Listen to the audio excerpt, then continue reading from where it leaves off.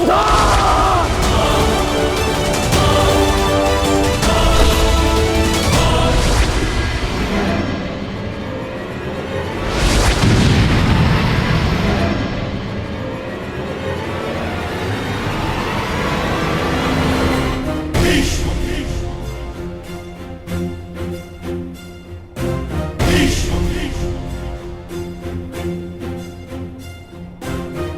महामहिम, महामहिम, महामहिम, प्रणाम महामहिम। क्षत्रिय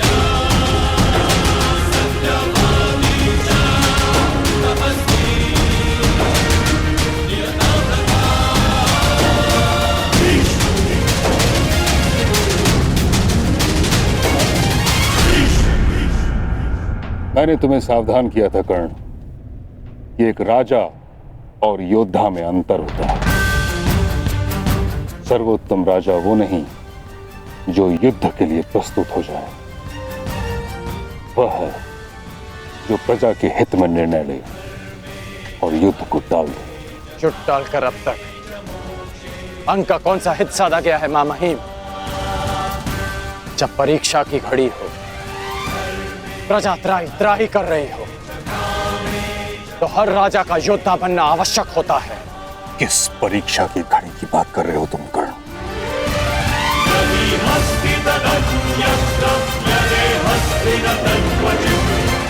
अंग की प्रजा को देखिए, अंग की प्रजा को देखिए महामहिम। एक राजा का कर्तव्य होता है कि उसकी प्रजा संपन्न हो, कि उसके राज्य में कोई भूखा ना सोए। और यहां भूख की अग्नि बुझा सके इतना अन्न मिलना तो दूर की बात है। इन्हें तो इतना जल तक नहीं मिलता कि ये अपनी प्यास की अग्नि बुझा सके।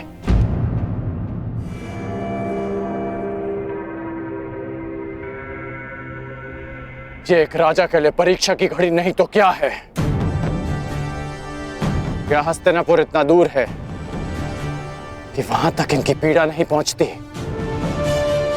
या हस्तिनापुर की आंखें झूठे स्वप्न देखने में इतनी व्यस्त है कि उन्हें अंग के सूखे अश्रु नहीं दिखते?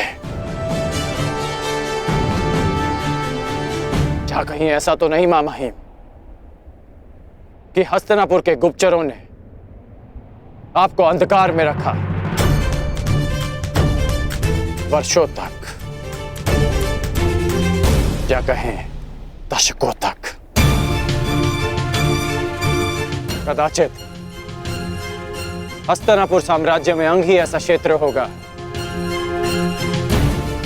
किसी भी छोटे बालक को यह नहीं पता कि उसके महामहिम भीष्म दिखते कैसे। अद्भुत दृश्य। अंग प्रदेश के भूतपूर्व शासक और वर्तमान राजा का यह मिलन देख के तो मेरी आंखें भर गई। महामहिम, यदि आपको संधि के नियम स्मरण हो तो अपने इस मेमने से कहिए कि मेरी दृष्टि से दूर हो जाए। कहीं ऐसा ना हो कि इसका प्रलाप एक सोए हुए सिंह को जगा दे। क्या हुआ अंगराज कर्ण? तुम्हें क्या लगा था कि तुम्हारे ये महामहिम तुम्हारे अपमान के लिए मुझे तुम्हारे समक्ष दंडित करेंगे? ऐसा कुछ नहीं होने वाला महारथी कर्ण। मैंने तुम्हें एक बार चिताया था, 2 बार तुम्हें मैंने सावधान किया था, अब मैं तुम्हें अंतिम बार चेतावनी दे रहा हूं कर्ण। इसी क्षण तुम अंग प्रदेश को छोड़कर वापस चले जाओ, अन्यथा तुम मृत्यु को प्राप्त हो गए। अंग प्रदेश में ना कभी कोई राजा था, ना ही अंग प्रदेश को किसी राजा की आवश्यकता है। मैं बचपन से ही तनिक हटी हूं दानव। महामहिम सैकड़ों बार मुझे समझा चुके हैं। जब उनकी बात नहीं समझ पाया तो तुम्हारी क्या समझूंगा? इसलिए मुझे तुम्हारी अंतिम चेतावनी भी अस्वीकार है। तू ऐसे नहीं मानेगा कर्ण।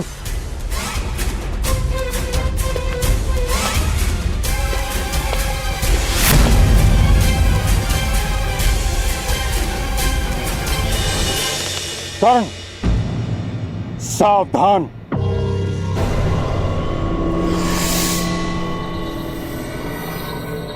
हट जाओ कन्या, मैं स्त्रियों पर अस्त्र नहीं उठाता। जानती हूँ महामहिम, इसीलिए आपके और कर्ण के मध्य खड़ी हूँ। तुम नहीं जानती तुमने कितने बड़े विनाश को आमंत्रण दे दिया है। जो चुनौती को समक्ष देखकर रुक जाए वो कर्ण नहीं महामहिम। आप ही का गुरु भाई है और आप भी जानते हैं कि अब उसे रोक पाना संभव नहीं।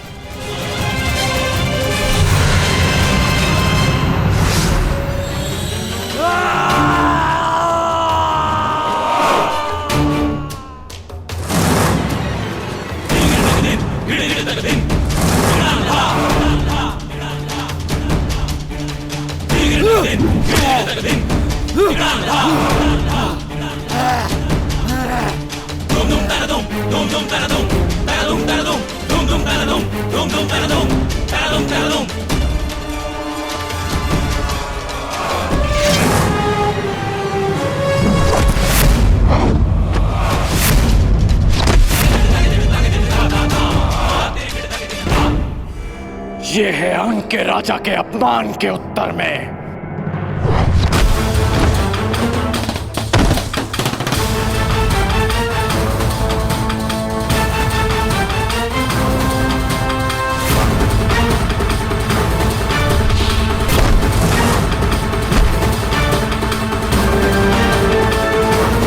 ये है महामहिम भीष्म के अपमान के उत्तर में।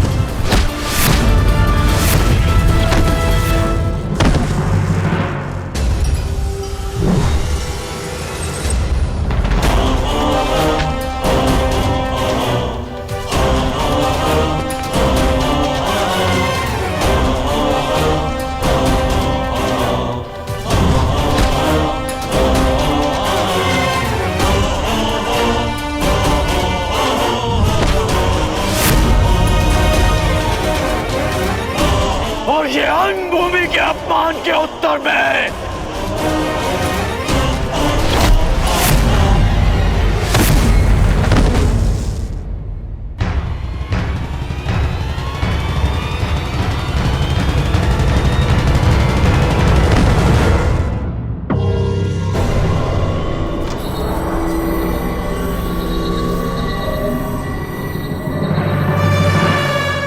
अंग की प्रजा से उसके अधिकार छीनने वाले का अंत हुआ। अंग की मानसिक स्वतंत्रता का अंत हुआ। अंग में एक नए सूर्य, एक नए प्रकाश का आरंभ हुआ। महामहिम, महामहिम, महामहिम, हमारी रक्षा कीजिए महामहिम, इस विनाश से हमें बचा लीजिए।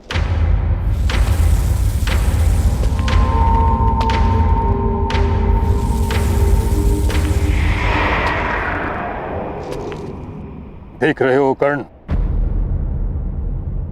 अपनी प्रजा की आंखों में भय देख रहे हो।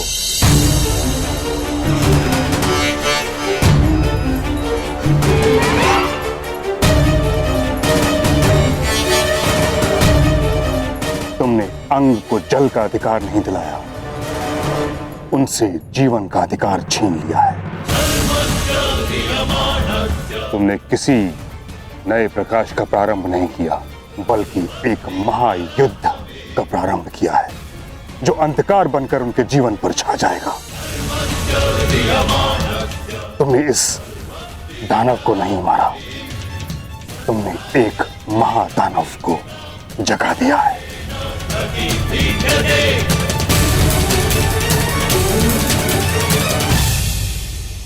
तुम्हें क्या लगा भीष्म आंखें बंद करके बैठा था? नहीं कर्ण, ये बांध अंग का जल रोकने के लिए नहीं था, उसका विनाश रोकने के लिए था। तुमने अंग की स्वतंत्रता को नहीं, बल्कि बृहद्रथ पुत्र महाबलशाली जरासंध के त्रास को ललकारा है कर्ण।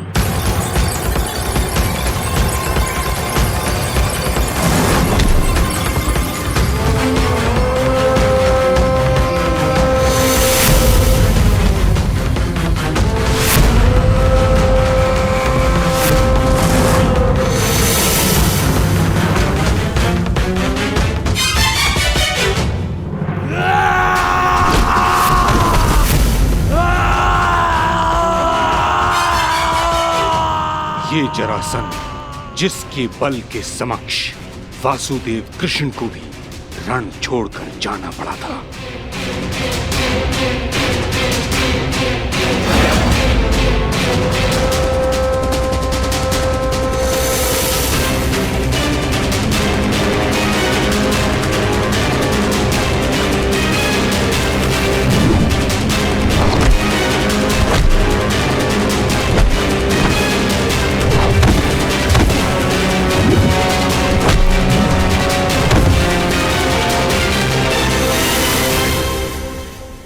महाराज,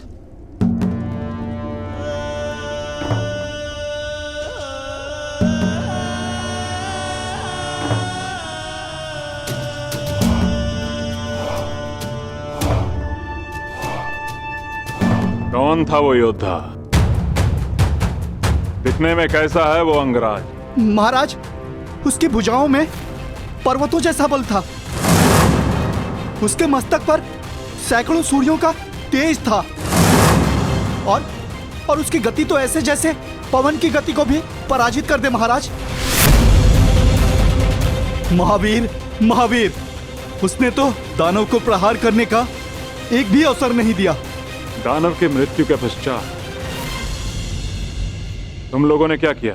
उसके बाद हम उस स्थान को छोड़कर तुरंत आपको सूचित करने यहां चले आए। महाराज,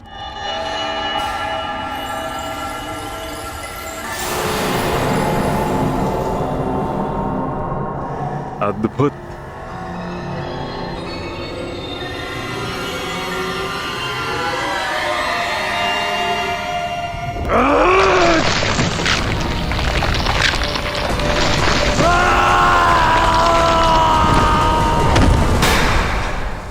मुझे घृणा है उस प्रत्येक व्यक्ति से जो रण छोड़कर भाग जाए। मुझे घृणा है उस प्रत्येक व्यक्ति से जो मेरे समक्ष मेरे शत्रु की प्रशंसा करे, और मुझे सबसे अधिक घृणा उससे है जो मगध नरेश को ललकारने का साहस करे। अंगराज, तुम्हारे अंग अंग को भंग करेगा जरासंध। एक और युद्ध का समय आ गया है।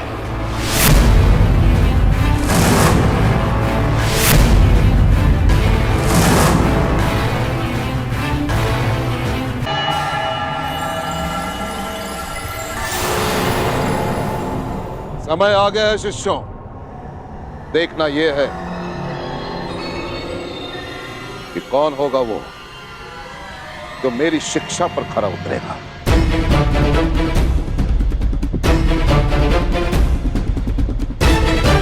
कौन होगा वो जो मेरी गुरु दक्षिणा देने में सक्षम होगा। कौन होगा वो जो पांचाल नरेश द्रुपद को परास्त करके बंदी बनाकर मेरे समक्ष लेकर आता है। कौन होगा वो? प्रयाण करो।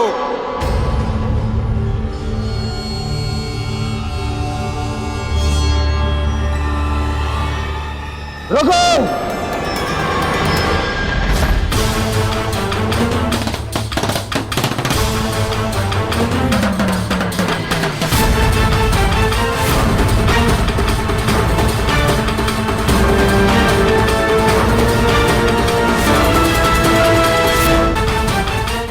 क्या हुआ दुर्योधन?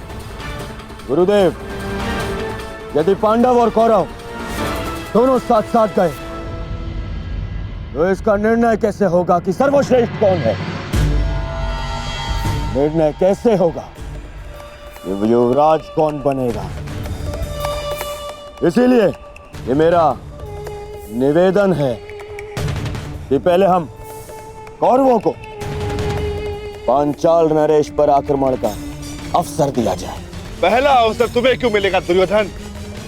सबसे ज्येष्ठ भ्राता युधिष्ठिर है। शांत भीम, शांत। दुर्योधन भी मेरा ही अनुज है। यदि दुर्योधन पहले जाना चाहता है तो मुझे इसमें कोई आपत्ति नहीं। आज्ञा दीजिए गुरुदेव। तो ठीक है दुर्योधन, पहला अवसर तुम्हें और तुम्हारे भाइयों को मिलता है।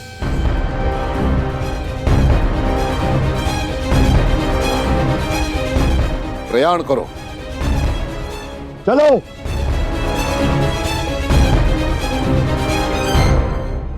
यदि अंग के स्वाभिमान और स्वतंत्रता के लिए ये युद्ध आवश्यक है तो ये युद्ध होगा।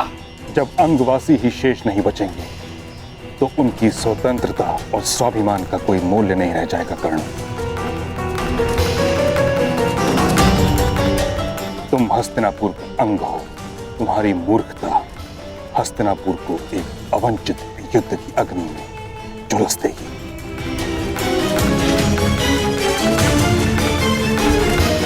हस्तिनापुर की सुरक्षा के लिए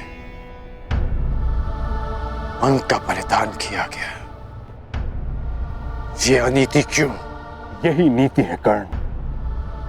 एक परिवार को सुरक्षित रखने के लिए उसके एक सदस्य का बलिदान दिया जाए तो उचित है। उसी भांति एक ग्राम की सुरक्षा के लिए एक परिवार का बलिदान उचित है। उसी भांति एक प्रदेश के लिए एक ग्राम और एक साम्राज्य के लिए एक प्रदेश का बलिदान हो, यही राजनीति है। मेरी समझ में राजनीति का अर्थ थोड़ा भिन्न है मां महीम। राजनीति का अर्थ है राजा की नीति और अपनी प्रजा की रक्षा करना राजा की सबसे बड़ी नीति होती है। और अपनी प्रजा की दुर्दशा देखकर मौन रह जाना ये राजनीति नहीं अनीति है। और ये राधे कर्ण इस अनीति का साथ कभी नहीं देगा। अर्थात तुम मगध से युद्ध करोगे? हाँ।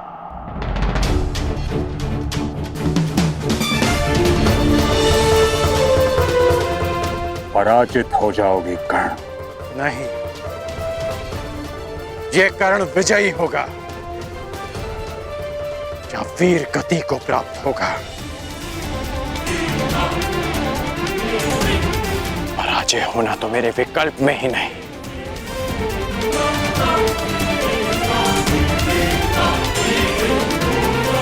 अपनी प्रजा के लिए अपने प्राण दे देना ये मेरी दृष्टि में श्रेष्ठ नीति है।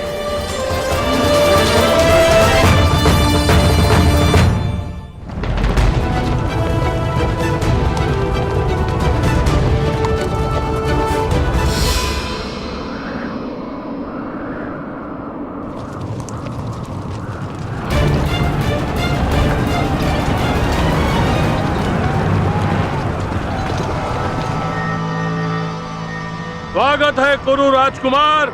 स्वागत स्वागत नहीं, अपने शत्रु से युद्ध किया जाता है पांचाल नरेश। परंतु तुम हस्तिनापुर नरेश धृतराष्ट्र के पुत्र हो और जहां तक हमें स्मरण है हमारी तुमसे कोई शत्रुता नहीं है। मुझसे ना सही, परंतु मेरे गुरु से अवश्य है। वो ब्राह्मण द्रोणाचार्य स्वयं तो हमारा बाल भी बांका न कर पाया, परंतु अब लगता है तुम्हें अपने बातों के व्यू में उलझाकर तुम्हारे द्वारा अपना प्रतिशोध हमसे लेना चाहते हैं। प्रतिशोध उनका सही, परंतु मेरे लिए ये गुरु दक्षिणा है। ठीक है, यदि तुम युद्ध ही चाहते हो तो हमें कोई आपत्ति नहीं है। आक्रमण!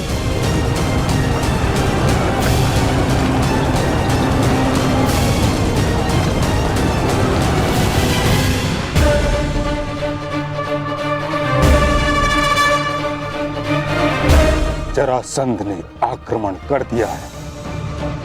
यदि युद्ध ही नियति है तो मैं मगध नरेश से युद्ध करूंगा। तुम मगध नरेश को अधिक समय तक रोक नहीं पाओगे कर्ण। अंग की रक्षा अब मैं करूंगा। नहीं, अंग अपनी रक्षा करने में आत्मनिर्भर है मां महीम।